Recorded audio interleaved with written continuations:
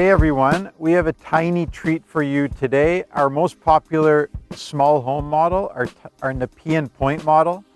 We're going to go in and do a quick tour, also talk about all the passive features and the space-saving features that have gone into this model. Let's go in, check it out.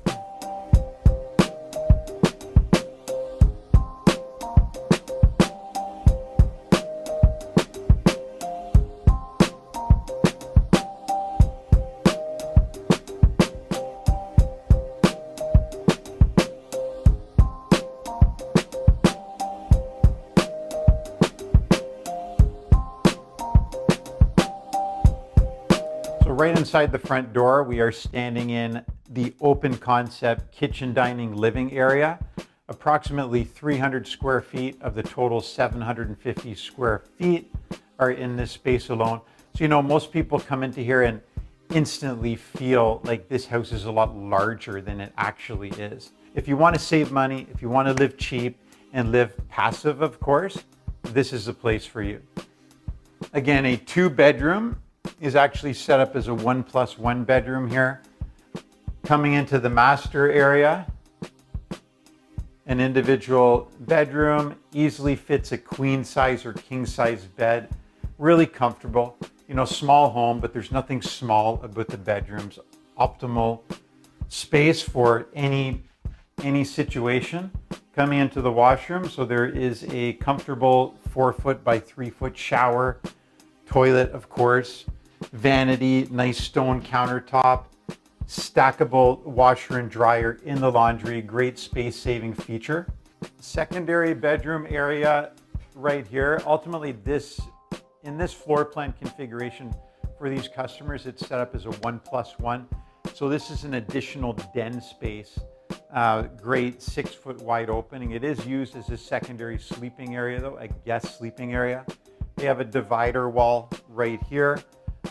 That will pull across this opening, but if there was a single door here, it would mimic the master bedroom, large sleeping space, secondary office space as well. Again, lots of possibilities. Okay, in the kitchen area, very comfortable kitchen. As much workspace ultimately in any home with this countertop configuration. So keeps the tiny home, the small home feeling also large and comfortable at the same time. Now, what makes this house passive? Looking up here at the mini split heat pump, wall mounted mini split in this application takes care of the entire heating and cooling. And this is, you know, ultimately a passive feature possibility for any passive home, any size. One single mini split per floor is all that's required. Used very intermittently throughout the total course of the winter. What's the cost to operate this thing? Less than $100 a year for all heating and cooling energies. It truly is incredible and one of the best reasons to build passive. Moving on to the fresh air system. In a tiny home, a lot of municipalities will let you put in a ductless system. Many municipalities also require a ducted system. So check with yours, but with respect to this is the Blauberg ductless air exchanger. So ultimately there is a single pipe that goes through our 20-inch wall connected to the outside. There's a ceramic core inside here that is able to absorb about 90% of the heat energy from the stale air leaving the home, transferring it to the incoming cold air. Decentralized, ductless, no space required out of the utility room. So, you know, you step inside this house and how does it look any different? If someone didn't know this was a passive home, it would instantly look different with respect to the thickness of the walls. We have about a 14-inch wall showing inside of the window. It's a reason why the window sills are deep. It's a reason we call them the thick-ass walls. Double wall frame construction, dense packed with R75 cellulose insulation. The overall system is airtight. It's super insulated. It's got an integrated vapor barrier, integrated air barrier, open permeable membrane, water barrier.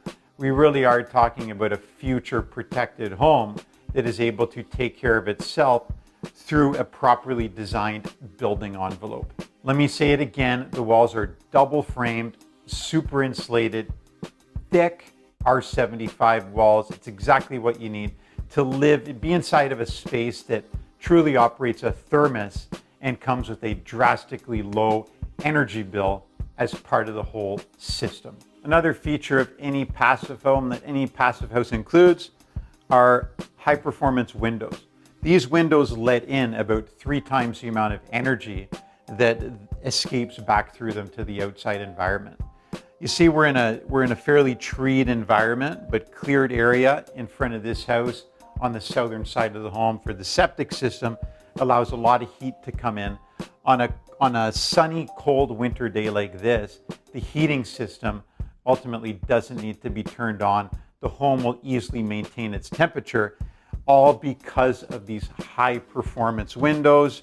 They are triple glazed, of course. They have a UV coating designed to reflect the heat back to the inside of the home as well as having a high solar heat gain coefficient when the sun is at a low angle. It's why they're called net gain, or they have these net gain possibility.